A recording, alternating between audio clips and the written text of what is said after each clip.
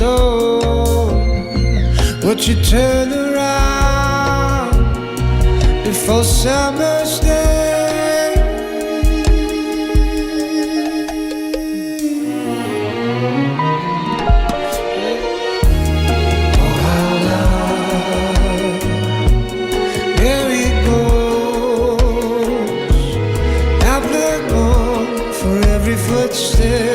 Every footstep, oh how loud, night and morn, just let me walk, just let me walk.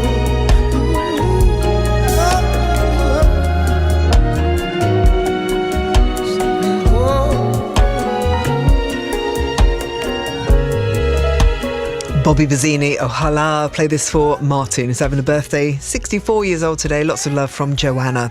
Thanks for listening. Do not forget, 7 o'clock tomorrow night, we have an appointment with Blur in concert. See you then. This is Radio 2 on BBC Sounds and on your smart speaker. Play BBC Radio 2.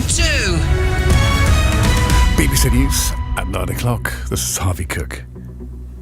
Alzheimer's Research UK has said we're entering a new era after a drug was found to slow the progression of the disease. Donanemab slowed the pace of cognitive decline by around a third during trials.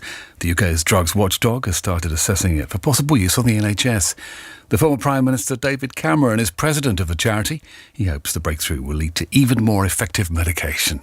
The history with all these drugs is the first few that really seem to work on the symptoms then cause a flood of investment and excitement and research, and hopefully we'll end up with drugs that are easier to take.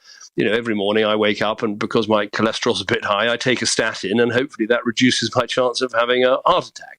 And what we want is a statin for the brain. The head of a public inquiry into the post office scandal has called for action and legal changes to help those involved receive full and fair compensation. Hundreds of sub-postmasters were wrongly accused of stealing money because of a faulty computer system. Some of them were sent to prison and others were left financially ruined. The retired judge, Sir Wynne Williams, said there was no valid legal reason for the delay in payouts. Nick Reed is the post office's CEO. What has become very apparent over the last 2 years and the work that Sir Wynne and his inquiry has done is the sheer scale of this miscarriage of justice, which really has gone above and beyond anything that anybody could realistically expect. It really is a huge apology from the post office.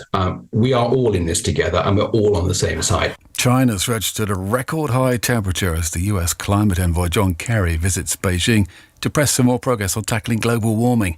Blistering temperatures in southern Europe also look set to continue, with highs approaching 50 degrees Celsius.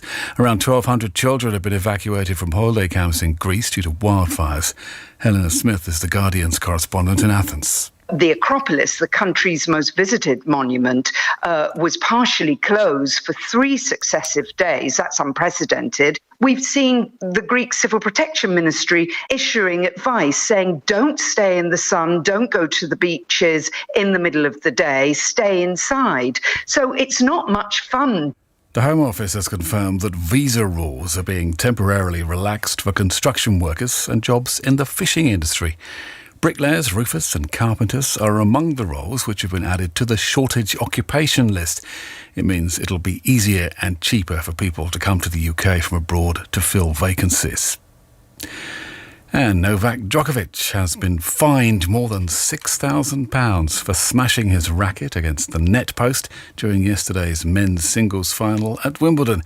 He lashed out when his serve was broken by Carlos Alcaraz, who went on to win the game. The money will be deducted from the Serbs' runner-up cheque of almost £1.2 million. And that's the BBC News. Now, this is The Blues Show with Cerys Matthews. BBC Radio 2. Thanks, Joe and Harvey, and good evening. I'm on my way.